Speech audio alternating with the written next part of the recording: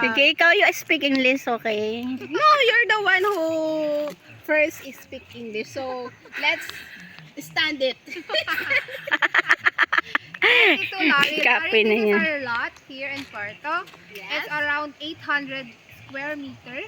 Together with Located at basta yun. Tapos, yes. Continue your speaking English, ha? and it's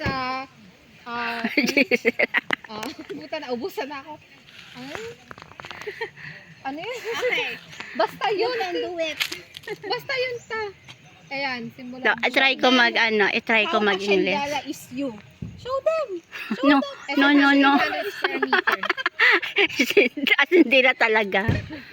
Yes. It's a no. front Ito. of the beach. I try my best to speak English, but I don't continue this. Why? Wala na. Mahaba. Aray ko. Okay, let me. Why you don't like to continue?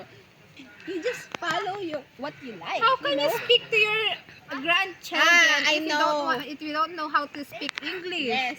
Para ako nagsi Ayin na. Ayin, tulungan mo ako, Ayin.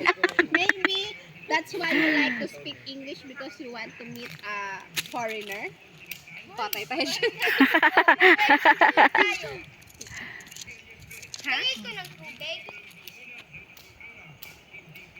Pogi na niya no. Too dirty. Stop it. Pogi na niya.